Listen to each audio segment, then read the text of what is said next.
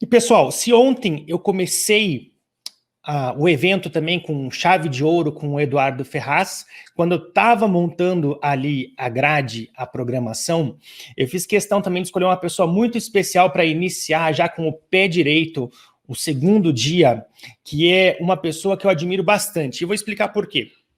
Primeiro porque ele tem conteúdo, sabe? No meio de tanta gente que acaba autoajuda. A autoajuda em si, ela não é algo ruim. A autoajuda barata, apelativa, sensacionalista, essa sim deve ser objeto de crítica. Mas a autoajuda em si, ela é algo positivo. Mas mesmo assim, quando você fala em autoajuda, sucesso, coaching, essas palavras acabaram ficando banalizadas por conta de um monte de pessoas despreparadas que falam de uma maneira rasa e acabam, às vezes, queimando temas assim profundos de serem tratados como a palavra sucesso, por exemplo.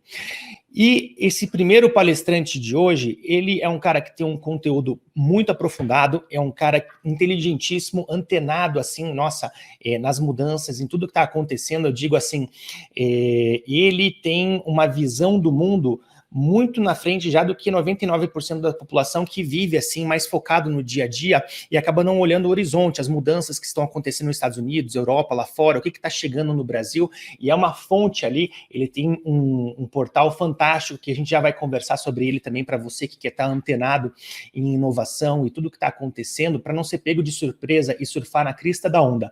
Além disso, eu acho muito bacana o estilo de vida também desse cara que motociclista. Uma vez aprendi que você jamais deve falar motoqueiro, porque isso daí é uma coisa que eu fiz. Motociclista, toca a música, canta bem pra caramba, curte um rock and roll, tem um estilo de vida bem bacana, além de todo o conteúdo e de um currículo impecável que eu vou ler agora aqui.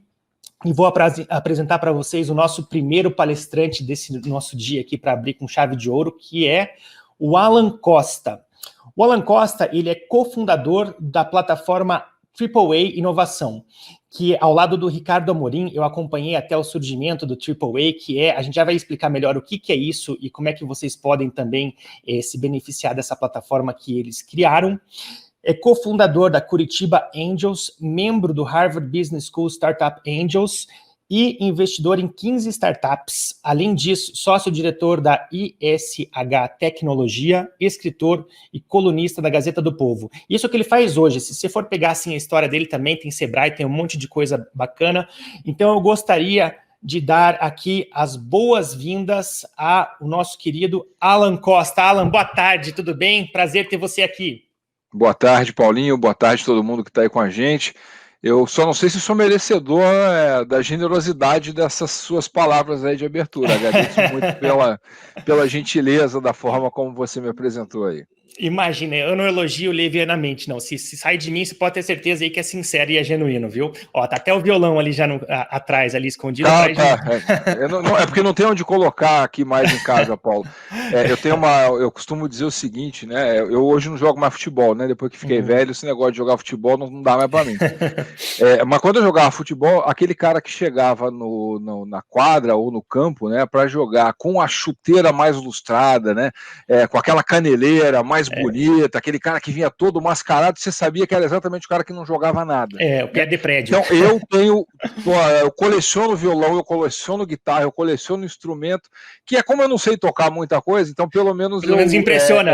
Eu exercito exatamente o meu dom musical ou a falta dele, tendo coleções de instrumentos e tal. Então minha mulher já não sabe mais onde colocar, em cada cômodo da casa tem violão espalhado aqui. Ai, que bacana. Eu tenho aqui, não dá para ver agora, eu tenho aqui meu violão, minha guitarra pendurada, e a música é um negócio bacana que nos une, né? E o Alan, pessoal, é uma pessoa que daria para falar aqui a tarde inteira com ele fácil. Tem até, assim, eu confesso, Alan, que você foi o cara que eu mais preparei perguntas aqui, porque eu sou muito curioso aí nos temas que você aborda, mas para seguir a dinâmica do evento, o que eu vou fazer então? Eu vou te dar aqui mais uma vez as boas-vindas oficialmente, vou passar a palavra aí para você fazer uma breve apresentação ao estilo TED, é até 18 minutos, mas você fica à vontade aí para sobrar tempo também para o nosso bate-papo, e aí volto na sequência, e pessoal, olha, parem agora sim e prestem muita atenção que eu tenho certeza que vocês vão sair muito enriquecidos aí da fala do Alan, tá bom, Alan? Beleza, Paulinho, vamos lá então. Valeu, ó. O palco é seu. Obrigado. Eu vou nessa linha que você falou, né? Eu vou tentar, eu trouxe aqui algumas, muito mais do que uma palestra, né? O que eu tentei trazer aqui foi um conjunto de provocações, né? Para que a gente possa, de repente, ter mais insumos aí para o nosso papo depois. Eu vou compartilhar aqui a minha tela com quem está nos assistindo. Essa tela aqui é a tela que eu quero compartilhar. Vamos lá.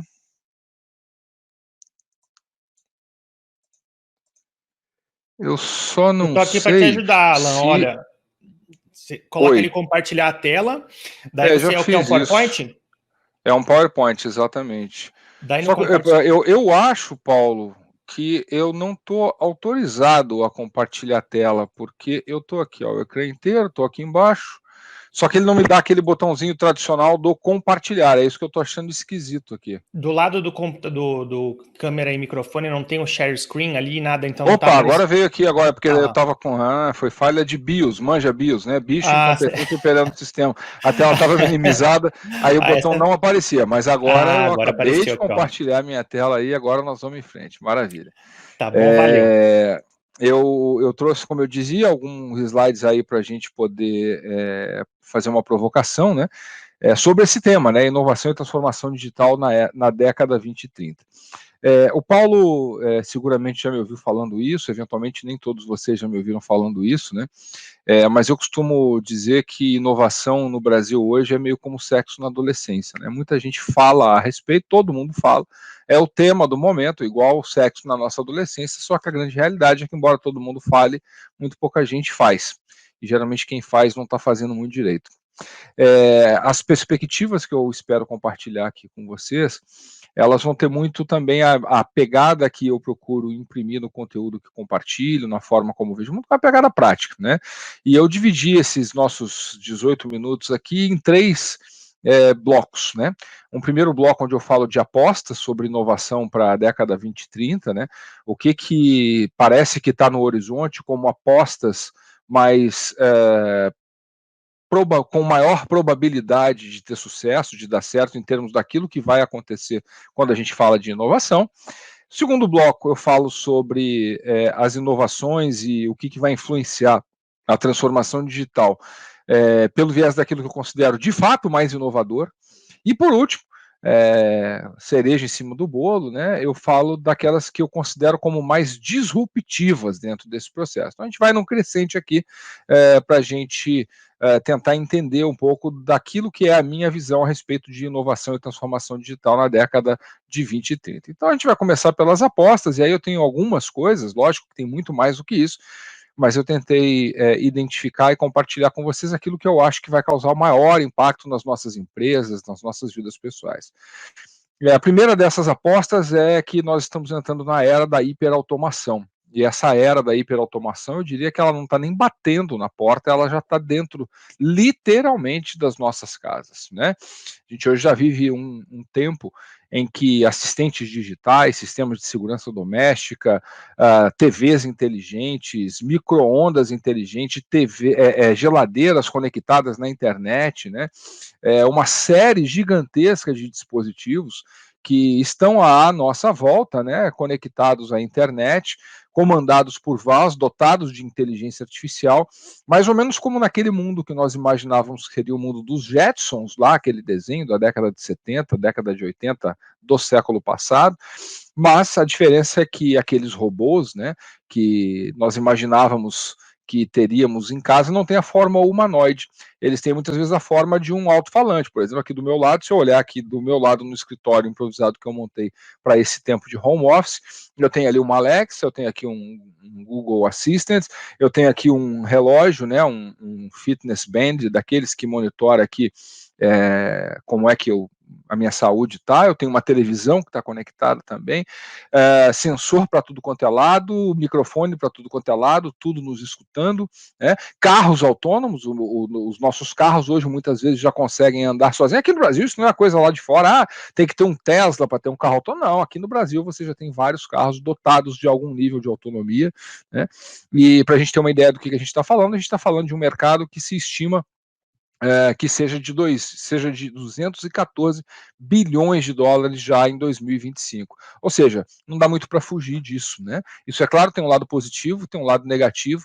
O documentário aí sobre as redes sociais que está aí no Netflix, né? The Social Dilemma, o dilema das redes sociais, fala muito disso, mas a verdade é que se a gente não quiser viver nesse mundo, a gente tem que ir para as montanhas, né? Porque, queramos ou não, está tudo à nossa volta cada vez mais conectado nesse mundo de hiperautomação. Segunda grande aposta é a era dos sintéticos. Isso também já não é exatamente uma tendência lá na frente, é algo que já está acontecendo. A foto que vocês veem na tela é um pacote de Impossible Beef, né? Que é a empresa que fabrica carne artificial, talvez a mais famosa delas, né? Que faz o Impossible Burger, que é a fornecedora do Impossible Whopper. A rede Burger King já tem o seu sanduíche mais famoso, que é o Whopper, feito com carne artificial. E aqui, é claro, essa carne artificial, essa carne sintética, não tem nada a ver com a carne de soja que a gente se acostumou a ver em alguns restaurantes, em alguns locais, há muito tempo atrás, né? Nós estamos falando aqui de DNA modificado para muitas coisas, nós estamos falando de salsicha de porco à base de planta, nós estamos falando desta carne que não só se parece com carne, mas ela tem cheiro de carne, gosto de carne, textura de carne, ela sangra como carne e não tem nada de proteína animal ali dentro, né? Nós estamos falando de organismos sintéticos que vão curar, que vão limpar toxinas do nosso organismo, que vão corrigir genes e modificando esses genes para evitar doenças, para curar doenças, que vão destruir células do câncer, né? Produção de proteína sem poluição, algo que é absolutamente necessário para o nosso planeta. Eu tenho falado disso, né? Quando a gente vê o momento que a gente está vivendo, o momento de pandemia, né? Não dá para pensar em outra coisa que não o fato de que isso é uma reação do planeta a tudo que nós estamos fazendo com esse mesmo planeta, né?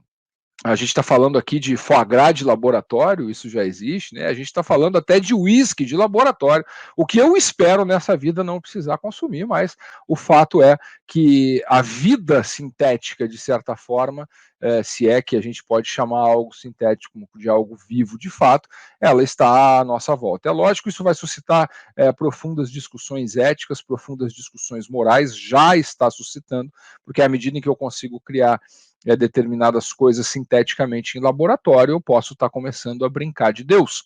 E isso, é claro, não é algo que vem desacompanhado de toda a discussão moral e ética adjacente. Terceira grande aposta é a era da pontuação social. E aí você que está me assistindo agora pode estar pensando, mas Alan, isso aí é lá na China, né, cara?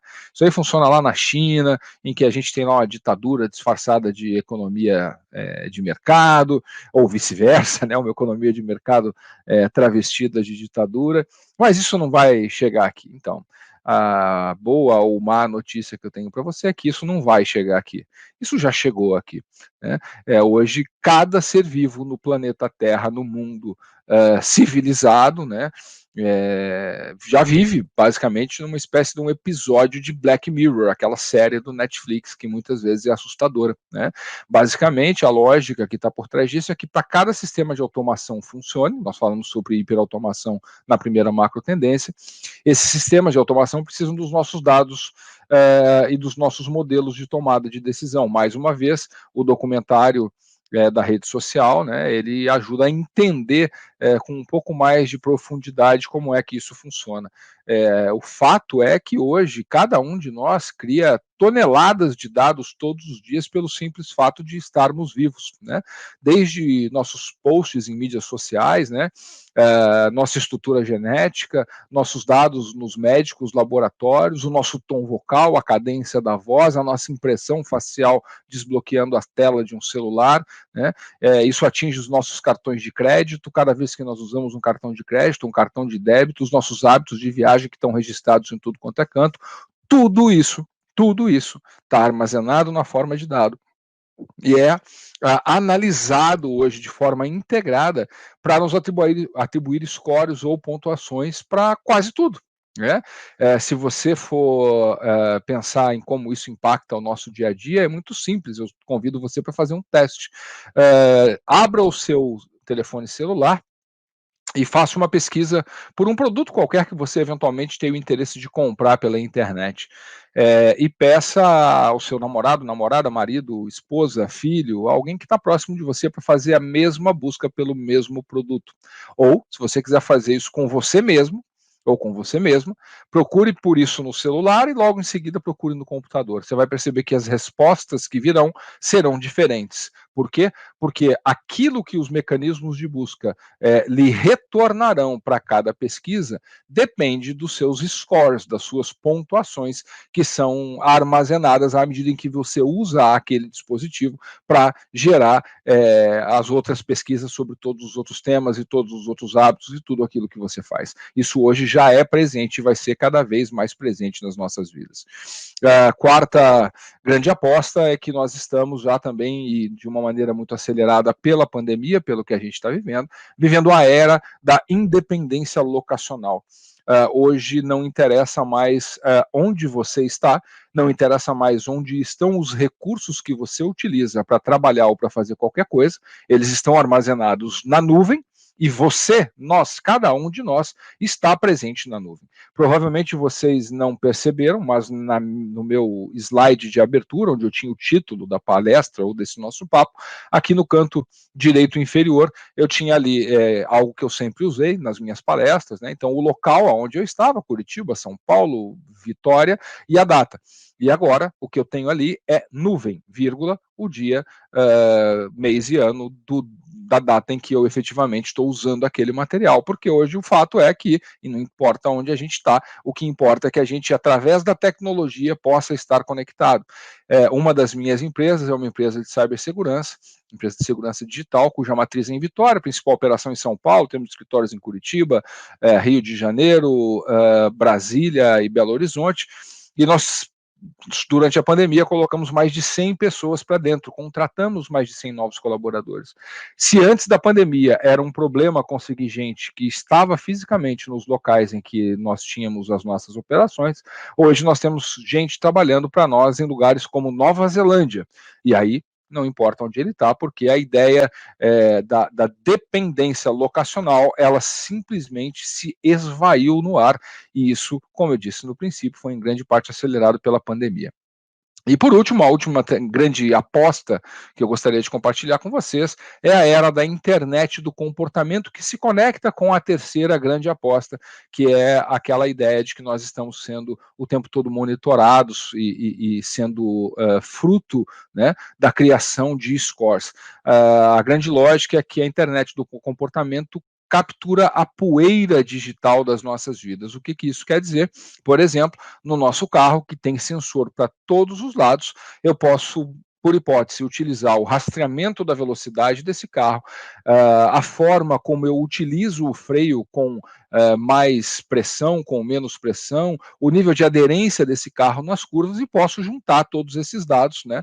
Posso juntar esse comportamento que me é traduzido pelos dados oriundos desses sensores em um algoritmo que, por exemplo, melhore a tarifa que eu pago do seguro, se eu for um motorista cuidadoso, um motorista prudente, ou que me aumente a tarifa do seguro se eu for um condutor que age de maneira irresponsável, né? Mas, mais uma vez, aí nós conectamos isso com questões morais, éticas, porque da mesma forma que eu posso usar esses sensores para melhorar a minha tarifa do seguro, eu posso usar esses sensores para monitorar o comportamento do trânsito e aplicar multas, sem que sequer eu tenha que ter um radar na rua ou uma lombada eletrônica ou qualquer coisa dessa natureza.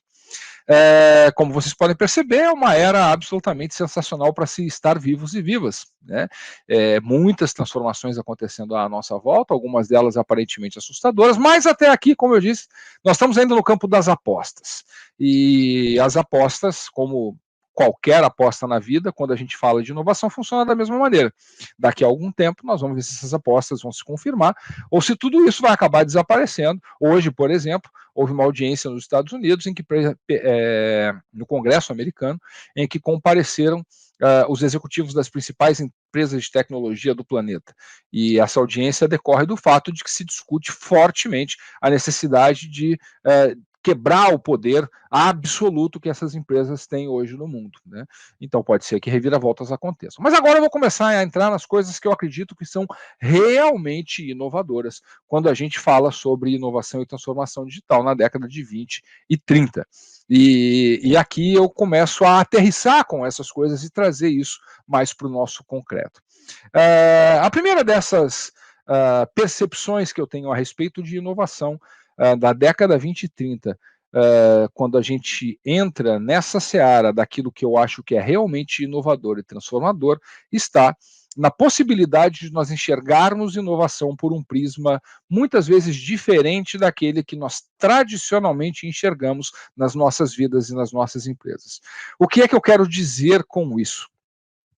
Quando nós falamos de inovação, quando nós falamos de criar negócios bem-sucedidos, com uma frequência quase que de 100% das vezes, a gente fala sobre isso tentando fazer um exercício de futurologia.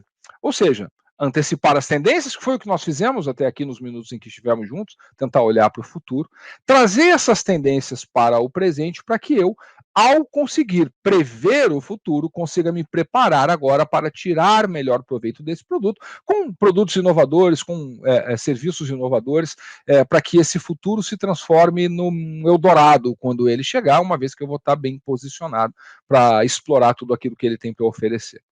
Acontece que existe uma outra forma de se pensar em inovação. E eu comecei a criar awareness, né, a observar, a prestar atenção nisso, a partir das cartas ao investidor do Jeff Bezos. Jeff Bezos, o fundador da Amazon, tem um livro, inclusive, que reúne todas as cartas dele. E Bezos é um cara tradicionalmente reconhecido como, lógico, né, o cara que criou uma das maiores empresas do mundo, mas tido como um cara disruptivo. Mas grande parte da disrupção que ele é capaz de gerar, muitas vezes vem exatamente da forma dele entender o ecossistema de negócios e da forma como ele entende a ideia de inovação. Ele fala o seguinte, que evidentemente quando nós tentamos antecipar o futuro, muitas vezes quando a gente acerta, a gente consegue ter resultados extremamente positivos. Mas isso é sempre uma espécie de loteria. Agora, existem nas empresas e no ecossistema no qual essas empresas operam, verdades absolutas e que são praticamente imutáveis, como, por exemplo, a necessidade de se ter clientes satisfeitos. Numa dessas cartas, ele escreve aos seus acionistas dizendo o seguinte: eu consigo imaginar que daqui a algum tempo um cliente da Amazon possa falar comigo e dizer que ele gostaria de ter disponível para comprar o último produto criado pela engenharia assim, genética de laboratório que está disponível, que traz uma inovação absolutamente fantástica.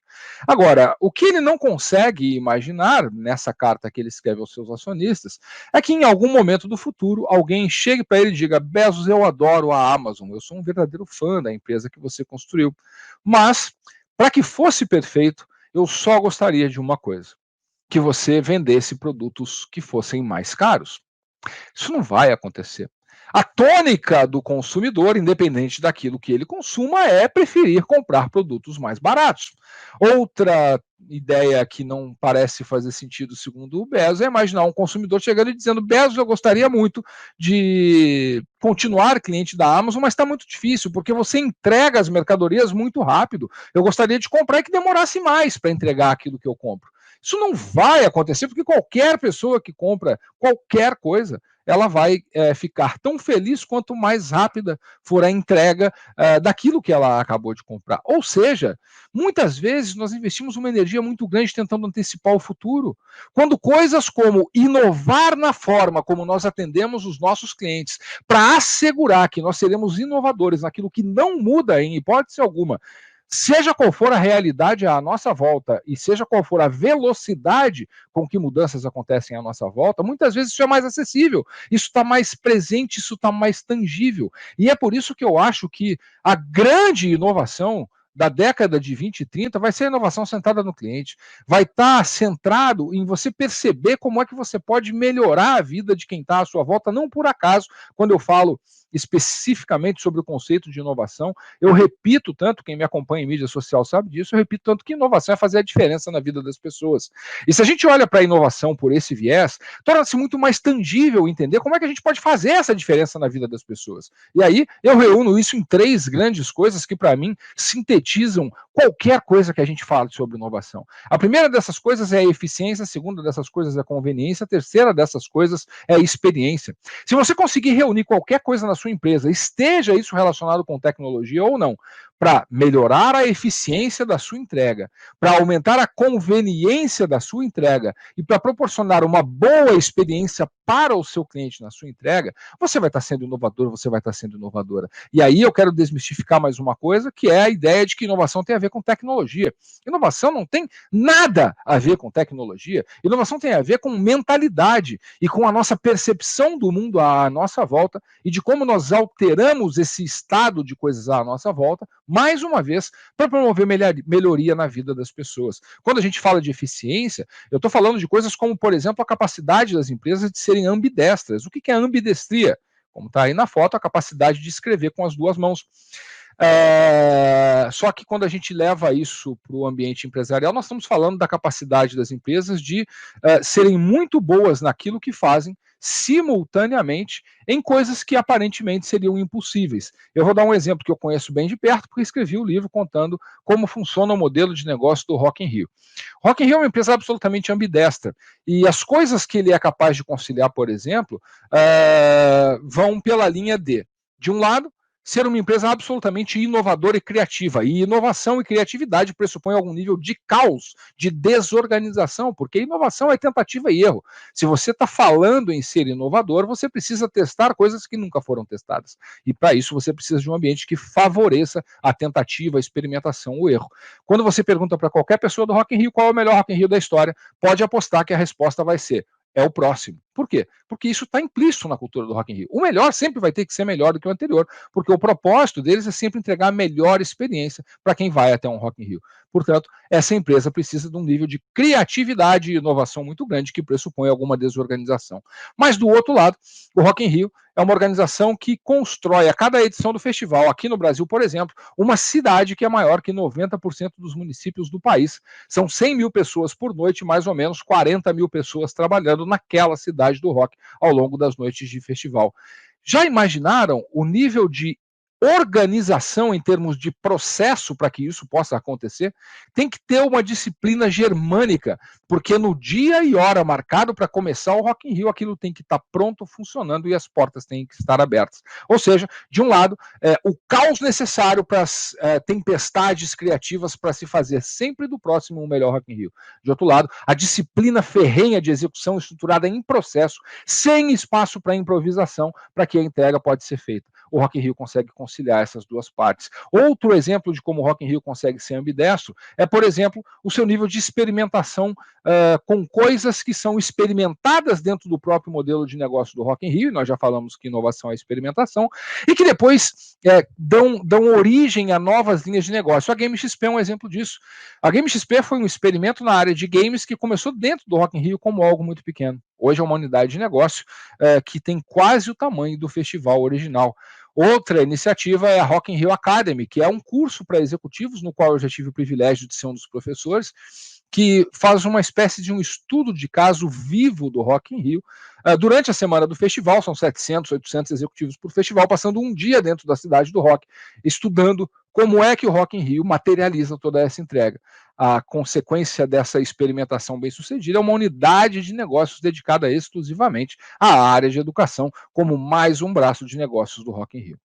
Quando a gente fala de conveniência, lembrando que nós estamos falando daquelas nossas 3 coisas ali, primeiro falamos de eficiência, agora vamos falar de conveniência. Conveniência é entregar aquilo que as pessoas precisam, quando precisam, onde precisam, da forma como precisam. E aí, coisas simples como isso que nós estamos vendo nos condomínios aqui em Curitiba. Aqui em Curitiba nós temos um açougue que é relativamente famoso, chamado KF, é uma boutique de carnes, né? É o termo que se convencionou usar para definir esses açougues. E o KF agora começou a instalar geladeiras como essa que vocês estão vendo na foto na porta dos condomínios. Isto é conveniência. Você acordar domingo de manhã ressaqueado daquele monte de champanhe e vinho que você tomou na noite anterior e poder sem ter que sair de casa, pegar carro, etc. e tal, só descer na portaria do seu condomínio e encontrar tudo que você precisa para o seu churrasco. Conveniência, você está preso dentro de um carro, num engarrafamento na cidade do México, e subitamente, a cidade do México, porque a cidade do México é a cidade do planeta com o maior índice de engarrafamento. E subitamente, o seu celular, que tem um aplicativo do Burger King instalado, apita, olha para você e pergunta: você por acaso não está com fome, parado aqui nesse engarrafamento? E você olha e pensa: meu Deus, isso aqui é mágica. Como é que o Burger King sabe que eu estou com fome? Olha, é óbvio, ele sabe porque ele está no seu celular, ele sabe a velocidade com a qual você está se movimentando, ele sabe a coordenada exata de onde você está, e se você está parado no engarrafamento às 6h30, 7 horas da tarde, provavelmente você está com fome. Se você disser que está com fome, um motociclista com uma caçambinha instalada na moto, ele vai bater no seu carro daqui a pouco para entregar para você no trânsito, no meio do engarrafamento, o Uber, que é o Traffic Jam Uber. É entregar comodidade para as pessoas. Agora, se você só entregar comodidade, isso é só metade do caminho. Vamos imaginar a seguinte situação: você acordou domingo de manhã e aquela geladeira do KF está na porta do seu condomínio. E aí você desce, e quando você chega na geladeira, com toda a conveniência do mundo, o que você encontra é carne de pescoço de baixíssima qualidade, e umas delas até em estado avançado de putrefação. Ou seja, a conveniência é sensacional, mas a experiência que você obteve a partir dessa conveniência foi terrível, o que aniquila completamente qualquer ideia de inovação que esteja atrelada exclusivamente à conveniência. Portanto, é preciso atrelar a essa conveniência a entrega de uma experiência que seja aquilo, mais uma vez, fazer a diferença na vida das pessoas, que seja aquilo que quem está consumindo precisa. Para falar de experiência, não precisa ir muito longe. Starbucks, é só você lembrar lá de algo que vocês já viram em algum lugar nas apresentações aí na internet: o preço do quilo de café quando colhido numa fazenda lá no interior da Colômbia, e o quanto esse quilo de café vale quando ele se transforma numa xícara de café da Starbucks. O que a diferença entre o preço do café na xícara do Starbucks e o preço da xícara do café lá no pé, ela está associada com a experiência que é entregue pela Starbucks. Vamos olhar para a caixa de um celular da Apple ou de qualquer produto da Apple, né? A gente pega aquela caixa, abre e a gente se pergunta: cara, mas por que esses caras fazem uma caixa dessa para usar uma vez na vida? Eu vou jogar esse troço fora, parece uma obra de arte. É simples, porque a experiência de uso de um produto da Apple não começa quando você liga o telefone, ela começa quando você compra o telefone, da forma como você se relaciona com os vendedores na loja, na forma como você abre essa caixa, o encantamento que isso provoca em você. Essa é a ideia de experiência integral. E percebam que tudo isso é muito mais simples do que na maioria das vezes nos querem fazer crer, quando os supostos entendidos de inovação estão falando aí que inovação é usar as tecnologias mais mirabolantes, etc. e tal. Nada do que eu falei nesses exemplos tem a ver com tecnologias mirabolantes. Alguns até utilizam tecnologia, como o aplicativo do Burger King para entregar o Uber no tráfego, mas é uma tecnologia dominada há décadas, é um aplicativo de celular que a gente já conhece há muito tempo e que um aluno de primeiro ano do curso de computação é capaz de desenvolver. E para a gente fechar, eu quero entrar agora nas disruptivas, naquelas que eu acho que de fato vão transformar a humanidade, a sociedade na década de 20 e 30. E para falar sobre isso, eu quero contar uma historinha rápida. Eu, em 2010, fiz um curso em Harvard, um curso chamado AMP, Advanced Management Program. Esse curso é um curso bastante disputado, é um curso que executivos do mundo inteiro, são 160 executivos, passam lá 60 dias enfiados em Harvard e são submetidos lá a uma tortura quase, né? A gente não tem tempo para dormir, não tem tempo para nada. É um curso muito caro. Quando eu estive fazendo esse curso, ele custava coisa de $70 mil, hoje ele deve custar uns $90 mil, mas mesmo com todo esse contexto, a concorrência para entrar nesse curso é em média de 20 para 1, 20 candidatos para cada vaga. E quando eu fui aceito nesse curso, eu comecei a imaginar como seria estudar em Harvard. Pensei, cara, Harvard deve ser um negócio de maluco, né? Porque isso faz parte do nosso imaginário.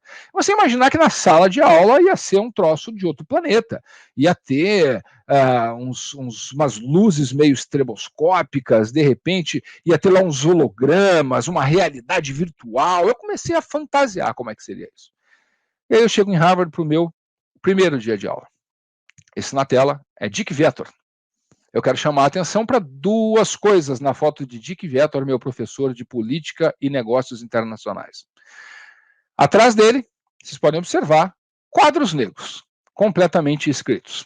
E na mão esquerda de Dick Viator levantado, um pedaço de giz. E aí você pode imaginar, mas esse cara é velha guarda, né? Cabelo branco e tal. Por isso que ele usa giz e quadro negro. Isso deve ser uma exceção. Muito bem. Esse é Michael Tushman, um dos caras que inventou, que criou a ideia de organizações ambidestras, meu professor de gestão de mudança organizacional. E o que vocês veem atrás dele é um quadro negro escrito. E aí você pode pensar, não, mas ele é outro velha guarda, cabelo branco e tal. O pessoal mais jovem vai dar aula de outro jeito. Muito bem. Esse de gravata lá na frente, no meio dessa foto, é Ian Rifkin. Ian Rifkin é tido como o principal discípulo de Michael Porter, o criador da teoria das forças competitivas, que por sinal também foi meu professor.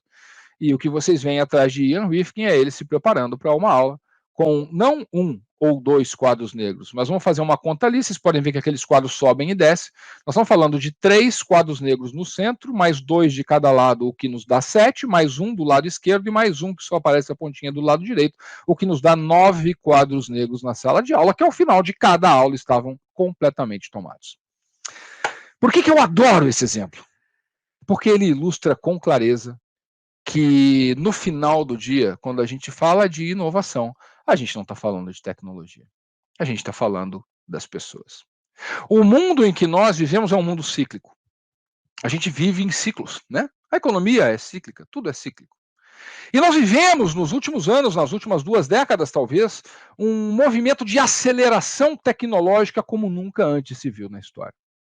E eu não quero ser ingênuo a ponto de acreditar que esse movimento e que essa velocidade vai diminuir. Mas, à medida em que fizemos esse movimento pendular na direção de uma supervalorização das tecnologias à nossa volta, nós esquecemos um pouco dos humanos. E eu acredito, com todas as minhas forças, que a partir de agora, nas próximas 1 ou 2 décadas, o movimento vai ser para o outro lado. Vai ser o movimento de valorização do humano. As pessoas não vão a Harvard porque a aula ou a sala de aula é um negócio de outro planeta super tecnológico. As pessoas vão a Harvard por causa das pessoas que estão ensinando lá. As pessoas pagam 80, 90 mil dólares num curso de Harvard para ter aula com Michael Porter, com Clayton Christensen, com os caras que lá estão e que são os grandes protagonistas daquilo que nós chamamos de fazer a diferença. Isso acontece por uma razão muito simples. Nenhuma tecnologia é capaz de substituir o contato humano. Essas 2 fotos foram tiradas no dia do lançamento do meu primeiro livro, 60 Dias em Harvard, lá se vão 4 anos. E esse cara, para quem eu estou olhando com um olhar absolutamente embasbacado, é meu filho Luca, à época com 14 anos. E eu dou qualquer coisa para quem me traga uma máquina ou um robô capaz de provocar num ser humano o que eu estou sentindo nessa foto. Esse tipo de sentimento e de sensação só seres humanos são capazes de provocar. Por isso que eu acredito que inovação é aquilo que faz a diferença na vida de alguém. Essa foto que vocês estão vendo é a foto de uma empresa que recebeu um prêmio na Europa de empresa mais inovadora do ano de 2019. Essa empresa chama-se Tesco, e o que eles criaram de inovação tão espantosa foi uma fila de checkout que eles batizaram de Slow Checkout Lane. Por quê? Porque eles estão olhando para o mundo à nossa volta e vendo que está todo mundo super acelerado. E eles estão olhando para esse mesmo mundo e percebendo que pessoas não querem eventualmente ser aceleradas, ou eventualmente não podem ser aceleradas. Então, por que é que nós temos que viver numa ditadura da tecnologia, em que inovação é fazer as coisas cada vez mais rápido e ter um caixa de checkout automatizado, como numa loja da Amazon, em que você entra, compra aquilo que você quer e vai embora sem ter que falar com ninguém? Inovação para algumas pessoas é reverter essa lógica, é fazer a diferença na vida dessas pessoas que querem andar devagar. E com isso o Tesco recebeu o prêmio de empresa mais inovadora da Europa no ano de 2019. E para a gente encerrar, eu só quero deixar uma última mensagem para vocês. Essa foto que vocês estão vendo é uma foto minha com esse amigo meu, que na época era só amigo, hoje é meu sócio. Nós estamos aí fazendo uma viagem pela rota transiberiana de moto. Saímos de Moscou, fomos até Vladivostok, 12 mil quilômetros, 8 fusos horários. E aí nós estamos mais ou menos no meio do caminho. E essa viagem pela Rússia foi talvez uma das viagens mais inesquecíveis que eu já tive a oportunidade de fazer na vida. O Paulinho comentou no começo, né? Eu gosto muito de moto e por isso eu já viajei, já tive a oportunidade de viajar pelos lugares mais sensacionais do planeta em termos de estradas. Eu já rodei a Austrália, já rodei a África do Sul, já rodei Marrocos, já fui até o Saara de moto. América do Sul eu já rodei tudo que você possa imaginar, da Bolívia até o Ushuaia, passando por Carretera da Morte na Bolívia, Machu Picchu, Carretera Austral no Chile, Rota 40 na Argentina, Patagônia, etc., a Rota 66 dos Estados Unidos e por aí afora. Mas eu nunca vi nada tão surpreendente quanto percorrer a Rota Transiberiana de moto. Tanto do ponto de vista das paisagens, quanto do ponto de vista das pessoas, quanto do ponto de vista das experiências que nós tivemos. Mas tem um detalhe, só tem um jeito de conhecer isso. Tem que estar disposto a ir lá.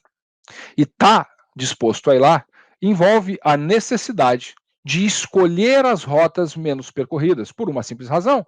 As melhores paisagens jamais se revelam para quem se contenta em percorrer as trilhas mais percorridas. Se você quer fazer alguma coisa realmente extraordinária da sua vida, se você quer ver as melhores paisagens, é preciso coragem, determinação e resiliência para, em determinados momentos, escolher as trilhas menos percorridas. É lá que estão as grandes oportunidades de realização e de se criar dessa chamada inovação. Porque no final do dia, meus amigos, minhas amigas, tudo nas nossas vidas é escolha. Nossas escolhas determinam a nossa capacidade de fazer com que nossas vidas sejam verdadeiramente extraordinárias e nossas escolhas determinam a nossa possibilidade de chegar onde nós achamos que podemos e devemos chegar. E se você ouviu tudo isso, eu estourei um pouquinho o tempo aqui, Paulo, mas acho que foi por uma boa causa. Se você ouviu tudo isso e achou que fez algum sentido e está se perguntando, Alan, caramba, velho, e por onde é que eu começo essa história toda aí? É simples, não tem receita de bolo. Só comece.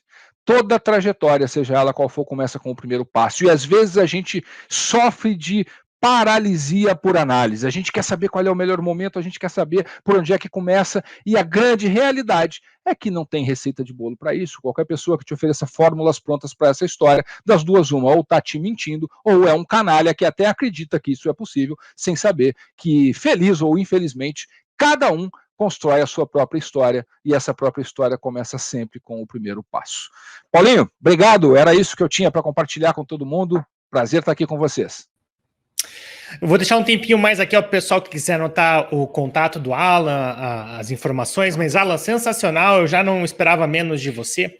Fique tranquilo em relação ao tempo aí, porque com esse conteúdo você tem esse crédito, digamos. E você estava falando, várias coisas me surgiram aqui, até O Caminho Menos Percorrido é o título de um livro do Scott Peck, que eu gosto bastante também, e tem uma reflexão muito bacana, quem quiser conhecer também fala sobre isso. E muitas coisas me surgiram aqui sobre conveniência, experiência. Eu queria começar com você para aproveitar esse tempo que nós temos aqui. Vou até tirar aqui agora, não precisa mais compartilhar isso. Agora a gente conversa melhor. Experiência, Alan, até a questão do unboxing, né? Unboxing, pessoal que não está familiarizado com o termo, são vídeos aí que você vê no YouTube do pessoal tirando ali a embalagem da Apple, do PlayStation 5, que eu também estou com o olho assim já, desse tamanho. Somos dois. E a minha esposa, por exemplo, tem um Apple Watch e é uma caixa enorme, assim, comprida. Até hoje ela não teve coragem de jogar fora aquela caixa de tão bonita, mas é por causa disso. São empresas que entendem o que é a experiência do cliente, né? A minha filhinha, você também tem uma filhinha, ela gosta daquelas bonecas LOL que você leva 2 horas desembrulhando a LOL, porque eles entenderam que a criança gosta do presente, de receber, de abrir, daquele momento você vai abrir. Afinal, uma bonequinha desse tamanho custa R$120, mas o negócio ali é a experiência. E a pergunta que eu tenho para você, Alan, olha só, tinha vários aqui, mas para a gente começar aqui um bate-papo rápido, a gente, nessa época de pandemia, muito foi para o online, para o digital. A gente está aqui no simpósio online, eu vejo que a Microsoft, Google acabaram meio que perdendo o bonde e deixaram o Zoom crescer muito aí nessa história, porque não souberam aí talvez antecipar essa tendência, não souberam entregar algo de valor para os clientes deles ali que fizessem com que eles usassem o Teams e enfim, o Google Meet. Se você concorda com isso, mas a pergunta principal é, como melhorar a experiência online, seja numa reunião, seja num evento, de que maneiras nós podemos, assim, tornar essa experiência mais próxima do real. Claro, como você falou, abraço no filho é insubstituível, mas como nós conseguimos minimizar essa distância e ter uma apresentação, uma experiência online mais agradável nesse mundo hoje onde as reuniões, aulas, eventos estão todas digitalizados? Paulo, eu acho que isso passa por, antes de qualquer coisa, a gente entender, principalmente quando a gente está falando de educação e de fazer reuniões e tal, passa por entender que utilizar esse meio digital com sucesso não consiste em pegar a experiência do mundo real e simplesmente transpor para o Não mundo se traduz, digital. né? Não é a mesma coisa.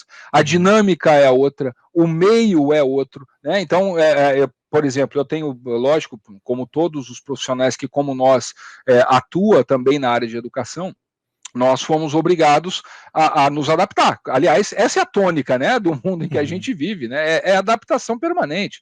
E quando a gente foi desafiado a levar o nosso conteúdo, a nossa capacidade de comunicar esses conteúdos para o digital, a gente, num primeiro momento, quem organizava os eventos e tal, meio que tentou fazer uma coisa como era no mundo real, uma palestra de 1h30 e tal.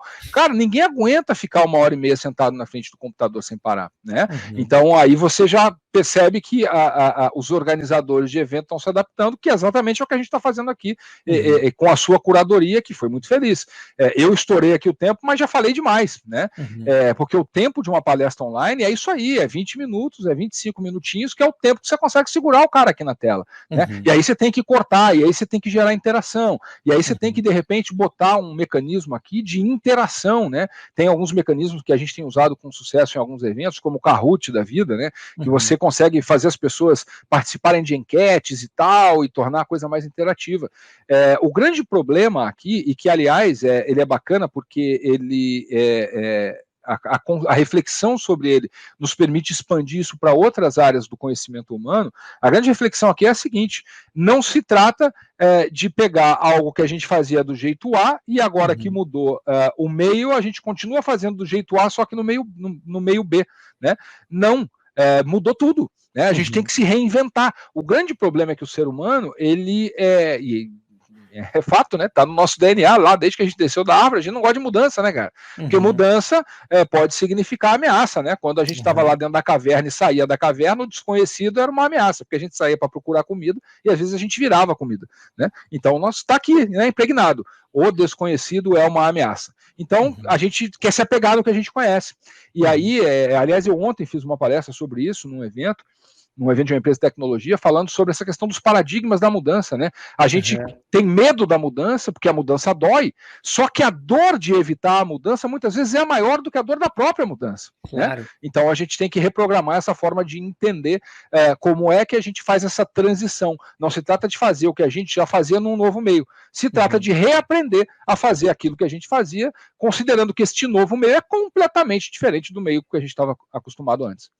Bacana, Alain. Eu também vejo bem por aí também, as pessoas às vezes falam, e se eu fizer e der errado? Não é essa a pergunta que você tem que fazer. E se você não fizer nada e tua vida continuar um inferno por mais 20 anos? Perfeito. Essa é a reflexão, né?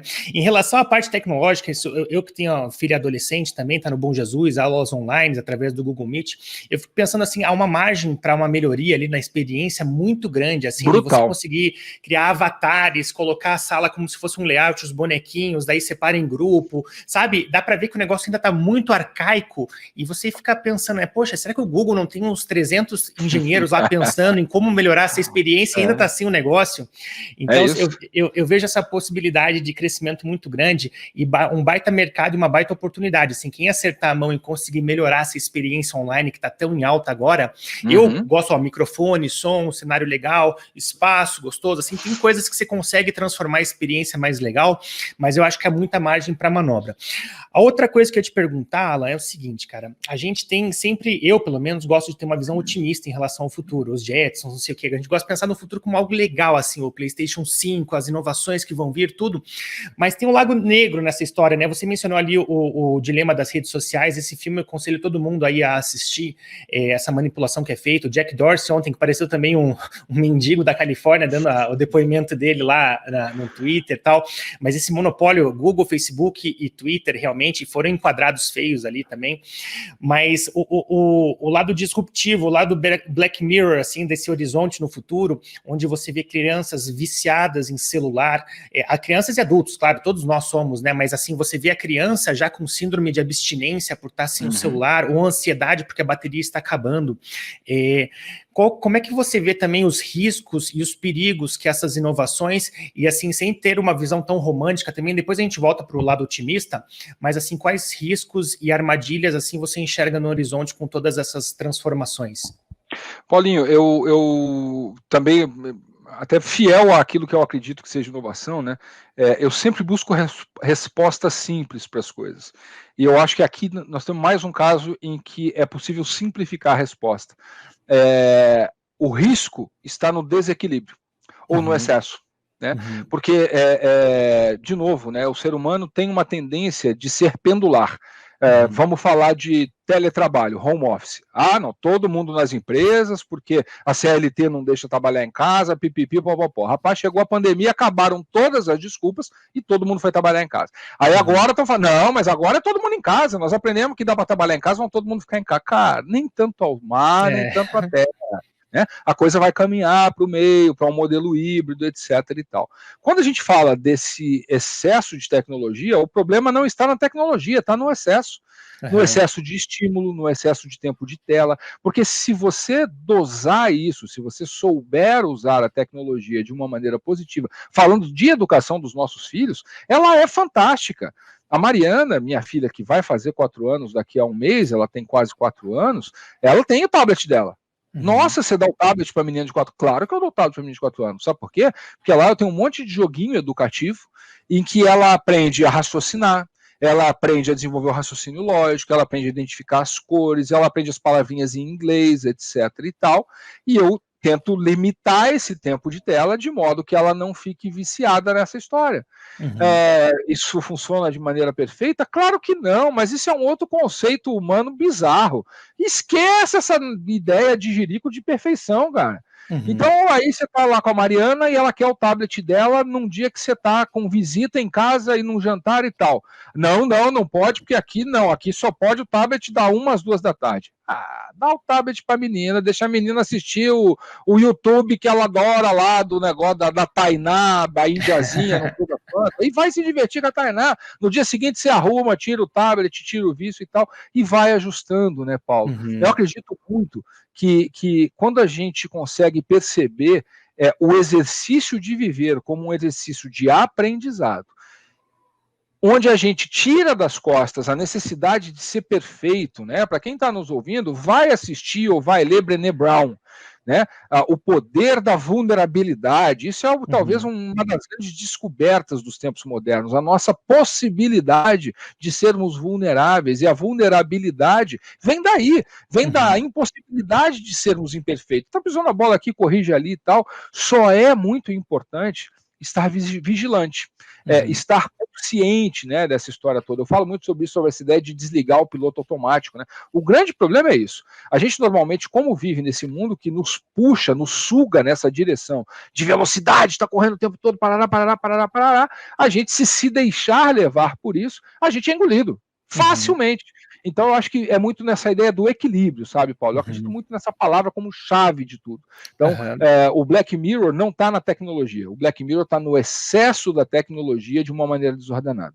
Bacana. Realmente, acho que existe esse esforço consciente da nossa parte, realmente, de saber impor limites, dosar, e nós, como pais, também, assim, saber limitar, porque eu também, é a ferramenta, né, a faca, o fogo, é o uso que se faz dela, e a gente que tem que aprender a fazer um uso inteligente. O problema, Paulo, desculpa, que eu lembrei de uma coisa que eu acho que é legal, né, é que as pessoas disseminam uns conceitos que viram moda, e aí parece que o mundo tem que ser regido por essas coisas. Vou dar um exemplo do que eu estou falando, né?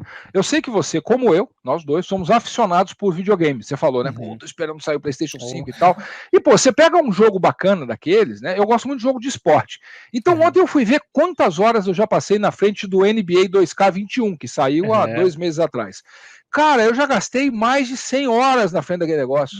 Porque eu tô lá no modo carreira e o meu jogador tá crescendo e agora foi contratado não sei por quem, etc e tal. E aí, quando eu falo isso, as pessoas, o quê? Você jogou 100 horas da sua vida fora na frente do videogame? Cara! Não entende, né? Pelo amor de Deus! Quem disse que a gente tem que trabalhar? A vida é feita só para trabalhar, só para ser produtivo, só para estudar? Isso é uma bobagem. Mas aí você vê na internet o negócio 5 AM Club. Agora o segredo do sucesso é acordar às 5 da manhã para ser mais produtivo. Vá pro quinto dos infernos. Se eu acordar às 5 horas da manhã, eu vou matar alguém todo dia, porque eu não fui feito para acordar às 5 horas da manhã. Percebe? A gente tem que tirar essas coisas do caminho, porque isso nos permite encontrar as próprias receitas, os próprios caminhos, porque não tem uma receita só para todo mundo, né? É verdade, você sabe que esse negócio de horas de jogo, e eu também faço bastante isso, tenho os meus jogos aí também, e se você vê o valor investido pelo número de horas de diversão e entretenimento... Barato demais! Jogo, nossa, às vezes demais. Você gasta uma coisa, sei lá... Mulheres que me perdoem aqui, porque não vem outro exemplo, mas às vezes a mulher compra um vestido que vai usar uma vez numa festa e depois fica lá guardado não sei quanto tempo, e você vê, poxa, um jogo 100 horas de diversão. E outra lição para o pessoal, eu falo para os meus amigos que eu também jogo, tenho os meus horários, eles jogam quase todo dia, é um hobby que eu tenho. Paulo, como é que você tem tempo para jogar videogame? Como é que você tem isso, tem aquilo, você não faz nada, você não trabalha, você não... Não, claro que eu trabalho, só que eu tenho meu tempo organizado, exatamente. Essa ilusão de que a gente não pode ter tempo, que tem que jogar com culpa, porque devia estar fazendo não sei o quê. Uma vez eu vi uma entrevista do Elon Musk falando que ele também gosta, ele joga videogame, e eu falei, não, se o Elon Musk tem tempo para jogar videogame com 3 empresas ali, poxa, quem sou eu para dizer que eu não tenho tempo? Então, é questão de prioridade também, de você fazer uma vida agradável, né? De que adianta você perseguir o sucesso, ganhar dinheiro, não é se tua vida é um inferno. Você tem que fazer as coisas que te gosta, que você gosta e ter a liberdade para fazer essas coisas, né? E para aproveitar, Alan, esse tempo aqui final que eu tenho com você, cara, eu ia entrar num terreno um pouco mais espinhoso, digamos assim, mais polêmico, mas que é interessante a gente debater.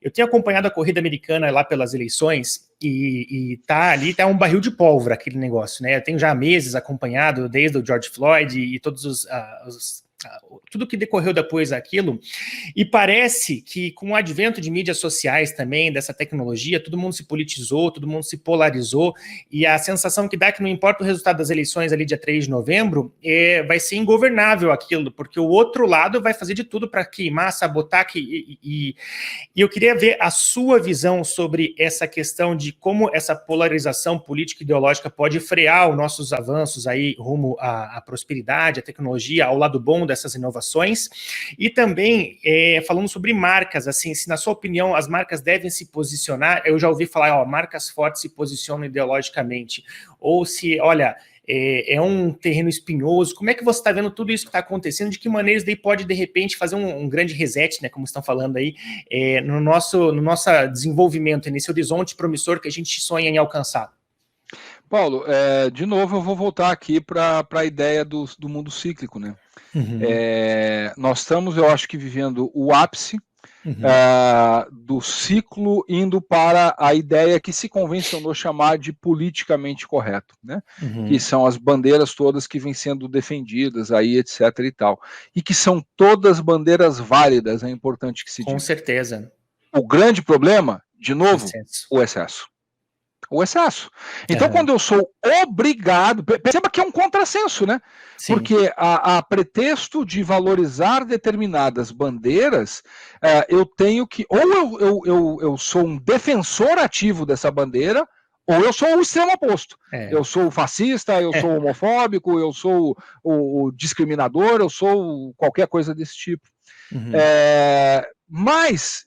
como nós, humanidade, somos cíclicos, eu acredito que a gente está perto do ápice dessa história. A sociedade começa a entender que todo excesso é prejudicial e começa a retroceder um pouco. Uhum. Então, se a gente for olhar para as marcas, eu entendo alguns posicionamentos de algumas grandes marcas que se posicionaram de maneira política, de maneira até polêmica sobre alguns desses temas. Mas eu, como consumidor, olhando para o meu direito de escolha, tendo a não gostar. Uhum. Porque eu não compro uma marca por ela defender, vou dizer de novo, e é muito importante falar com cuidado aqui, né? Senão Sim, depois aí... daqui a pouco você é cancelado. Isso, vamos com calma. Eu vou dar um exemplo concreto para tangibilizar o que eu quero dizer, tá certo? Você ouviu falar do Edu Lira, do Criando Falcões. cara, ali está o exemplo do equilíbrio. Uhum. O que eu quero dizer com isso? Ele é um cara que veio da favela, ele é um cara que dedica a vida a melhorar a vida das pessoas na favela, mas você não vê um excesso cometido por ele no sentido de ou tentar glamourizar isso, ou de tentar gerar cisões, né? Tipo, ou você tá aqui ou você tá lá, né? Ele é um cara que eu sou fã declarado dele pela capacidade que ele tem de dedicar a vida dele a uma causa de maneira sensata, de maneira equilibrada. Então eu acho que, como falando do ponto de vista das marcas, eu aprecio marcas que defendem sim os seus pontos de vista e os seus posicionamentos, mas de maneira equilibrada, de maneira sensata. Eu acho que, de novo, é aí que está o X da questão, nessa ideia do equilíbrio, né? Você me conhece relativamente bem, né? Você acompanha o que eu falo e tal. Se você perceber, se você for nas minhas timelines, né? Eu, de tempos para cá, parei de falar de política. Eu falava muito de política. Por quê? Porque eu acreditava que a gente estava num momento ali, há alguns anos atrás, em que a gente precisava de vozes que, de alguma maneira, mostrassem um outro lado daquilo que estava acontecendo. Né? E hoje não falo, tenho me retraído. Por quê? Porque eu concordo com tudo que está aí, estou longe de concordar com tudo que está aí.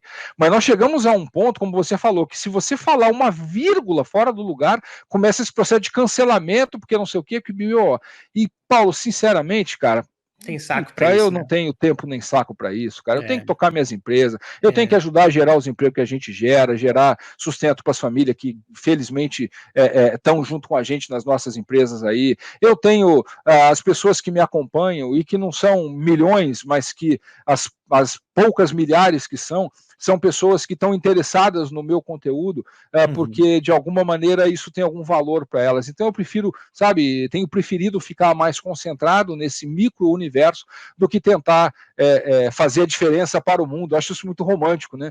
Temos que mudar o mundo. Eu até acho que tem, né? Mas eu prefiro fazer isso de uma maneira que seja mais tangível. E aí, como você como eu, né? Nós temos alguma voz num microcosmo, se a gente conseguir de alguma maneira influenciar positivamente esse microcosmo, eu acho que a gente está fazendo a nossa parte isso, e dá para equilibrar isso. Né?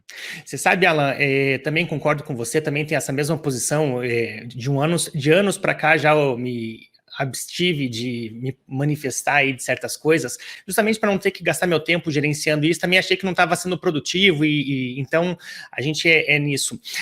Ilustrando isso que você falou, Alan, eu acredito muito naquela teoria que fala do pêndulo, assim, vou dar um exemplo aqui, por exemplo, a gente tinha uma sociedade extremamente machista, racista ou qualquer coisa homofóbica que você quer falar, e como era assim, daí o pêndulo, quando foi para o outro lado, foi com força. E de repente veio um feminismo radical, assim, e daí, o que acontece? Esse pêndulo ele vai fazendo esse movimento assim, até ele vai se arrefecendo, se assentando, e a gente vai achando um caminho.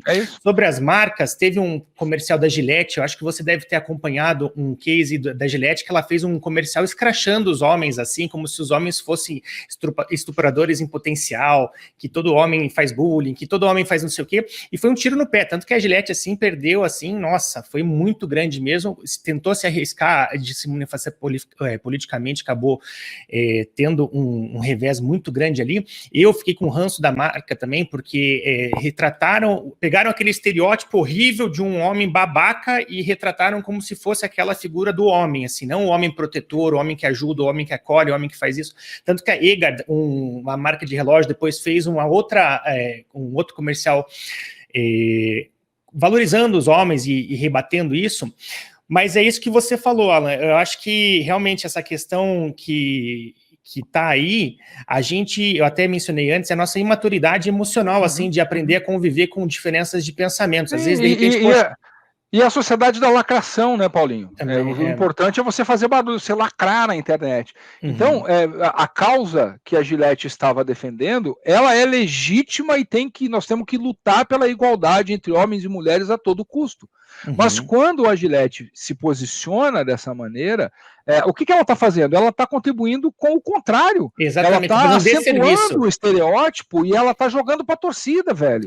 Então é aí que está o grande problema, né? E isso acaba, na verdade, prejudicando o tratamento adequado dessas causas que são absolutamente necessárias e importantes. Né? Exatamente. igualdade entre homens e mulheres, combate ao racismo, tudo. Qualquer pessoa sensata de bem concorda com isso. Porém, é isso que você falou, eles exageram de uma forma que acaba fazendo um desserviço à causa, e daí você acaba... O Black Lives Matter, por exemplo, tá aí o exemplo... quem é que acha que vidas negras não importam? Todo mundo de bem sabe que importa. Agora você pega um movimento que começa a quebrar tudo, tacar fogo e fazer isso, fazer aquilo, você queima a causa que, em sua essência, é muito nobre. Então, é realmente complicado, e um exemplo que me veio em mente agora também, eles fizeram os Avengers lá, porque Hollywood também tem um antro ali, progressista bem característico, né? Todos os Avengers lá, os Vingadores, fizeram um evento para levantar fundos para a campanha do Joe Biden, por exemplo. E o Chris Pratt, que é um cara conservador cristão, também lá o capitão lá da galáxia lá, resolveu não participar. E foi cancelado, assim, mas de uma maneira violenta, assim, só por ele nem ter se manifestado nem contra nem a favor, mas por ter se abstido não, olha, eu não quero participar, não quero me manifestar, parece que hoje você é obrigado a se manifestar, e senão você é cancelado, você não tem nem mais o direito de se isentar. Então, eu acho muito perigoso, mas é isso que você falou. Tem uma histeria, depois, poxa, o cidadão normal ali, o afegão médico, daí vai lá e fala, não, isso aqui, esse exagero está sendo contraproducente aqui, e a gente vai chegando, mas gera um efeito colateral nessa estrada, dúvida, né? Vai deixando um dano aí. Um rastro complicado, Complicado. Mas, Alan, agora temos já nosso próximo convidado, eu queria só te agradecer de coração aí, olha, todo mundo aqui, eu tô lendo o chat, o pessoal adorou a sua palestra, o pessoal aqui também muito animado, muito agradecido, e eu também, conteúdo fantástico. Depois eu vou editar cada palestra, eu vou separar bem certinho, vou enviar para as pessoas que participaram, para cada participante, para ter também gravado isso daí, e te agradeço, Alan, de poder bater esse papo, trocar essa ideia com você, que é sempre muito gostoso aí, e agradeço, assim, em nome de todos que participaram, todos aqui. Foi muito enriquecedor aí sua participação no nosso evento. Valeu, viu? Maravilha, foi um prazer, Paulinho. Deixa eu só falar uma coisa antes que eu esqueça. Pessoal, o AAA é uma plataforma aí do Alan, que ele fez com o Arthur Igreja, também nosso caríssimo amigo Arthur Igreja, e com o Ricardo Amorim, que fala sobre inovação. Se você quer estar antenado nisso, eu quero que vocês conheçam, aaa.inovação, né, Alan, o site? aainovação.com.br aainovação.com.br. Então eles têm essa plataforma aí para vocês se interarem. Se vocês gostaram da palestra do Alan, vocês entrem lá, vocês assinem, porque vocês vão gostar muito, é conteúdo desse nível só que vocês vão receber lá. E queria deixar também aberto aqui, Alan, para quem quiser seguir você nas redes sociais aí, Instagram, como é que você quer direcionar o pessoal? Que eu tenho, a rede que eu tenho usado mais é o Instagram mesmo, de lá dá para conectar nas outras, ou o LinkedIn, né? O Instagram é Alan Costa Real, o Alan com 2 L's, e no LinkedIn, se você procurar lá Alan Marcelo Costa, eu tenho o meu nome do meio lá, Alan Marcelo Costa, você vai me achar no LinkedIn também. Então o Instagram é um pouco menos business, o LinkedIn é bem business, são as duas redes que eu tenho usado mais aí. Tá certo, pessoal, e eu vou deixar no chat aqui também o alancosta.com, o novo site dele aí para vocês conferirem palestras, tudo, são palestras assim que o pessoal gosta muito, então conheçam mais a fundo aí o pessoal, tem gente aqui, Alan, do Ceará, Rio Grande do Sul, Natal, Portugal, Egito, tem gente de todo canto aqui. Que show, então conheçam mais aí, e obrigado mais uma vez, viu, Alan? Muito sucesso para você sempre aí. Valeu, abraço a todos e a todas aí, valeu. Abração, valeu.